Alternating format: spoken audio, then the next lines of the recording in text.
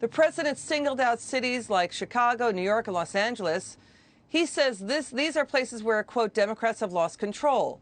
And that, quote, we're not going to put up with it. Businesses are getting destroyed. Minority communities are seeing their loved ones slaughtered. Let's bring in former New York City Police Lieutenant Darrin Porcher. Great to have you on, Lieutenant. Should the president send in the authorities? Well, I think that it's necessary because we have to look at the disease. The disease is gun violence that's plaguing these communities. Therefore, we need the cure, and the cure is law enforcement.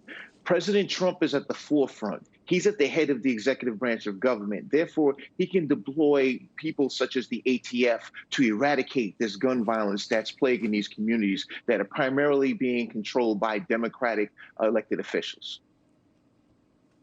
You know, sir, protesters and rioters in Portland, Oregon claim federal authorities are using unmarked vans, white vans, to seize them and put them in those vans to take them off the streets. Your reaction to that? Well, my take on it is we need to do what's necessary to take back control of our country. We are under siege right now in the wake of tremendous violence that's plaguing our nation. So as a result of that, we need targeted enforcement in the communities where we have the greatest propensity for violence. Therefore, we need to utilize any resource possible, provided it falls within the purview of one's constitutionally protected rights, to take back our country, because we're losing it. It's going to hell in a handbasket at a record pace. You know, Lieutenant, in New York, a suspect was in custody. This man was accused of punching NYPD Chief Terrence Monahan, attacking two other cops at a peace protest led by religious and faith leaders on the Brooklyn Bridge. But this man was released without bail. And now, Lieutenant, I'd like you to listen to Chief Monahan and what he's saying about his police officers. Let's take a listen. Understanding right now, the morale has probably been as low as it's been in a long time. It is important that we as an agency tell them how much we appreciate them, how much we know they're out there, the trouble that they're dealing with on the street. But more importantly, the silent majority that's out there, the community that is out there, that supports our police officers, that know the job they do. They know the times they've ran into a burning building to save a life. They know the times that they saved the life of a choking baby, of a cardiac victim, how often they've run into gunfire to save people. These are the men and women that you're hearing others put down on a regular basis. These are the heroes of 9/11. Your reaction to that, Lieutenant?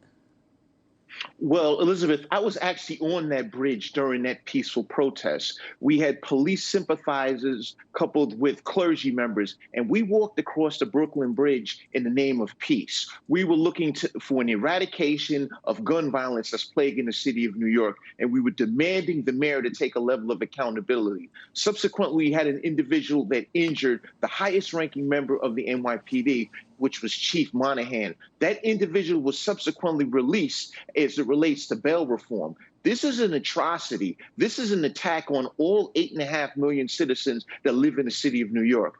If the chief of police can be assaulted and that same individual is since released, what are we doing here? We are in no way, shape, or form providing a level of law enforcement to the citizens of New York. So in connection with the morale in the police department, it's at an all-time low. And this is primarily coming from Mayor de Blasio's inability to act in accordance with public safety for citizens of New York. Sir, let's listen to Mayor de Blasio here. He is being accused of blaming everything except himself. We know that, shootings and killings have spiraled out of control. 270 people shot. That's a 155% increase from a year earlier. That's in June. July is on the same track. Let's watch the mayor here. He's being accused of blaming lots of things, but not his own policies. Watch this. It's heartbreaking for so many reasons. And it begins with the fact that there are just so many guns out there. And we need to have our criminal justice system function again. We cannot keep this city safe if we don't have a functioning court system. We now have fewer people in our jails than any time since World War II. And we are safer for it and better for it. So you see what just happened? He's saying we don't have a functioning court system, but then is applauding that we have less people in prisons. You know, prosecutors are not prosecuting people for illegally possessing guns in New York City. That's what's going on. Can you take this on what the mayor just said? Mayor de Blasio has created an ecosystem of anarchy that is plaguing our city. We need law enforcement practitioners and not the policymakers from City Hall to take effect and effectively rein in the lines of control for us as New Yorkers. And it's just not happening as a result of the failed policies that are committed to by Mayor de Blasio. Lieutenant Porcher, thanks for joining us. Come back soon. Thanks again, Elizabeth.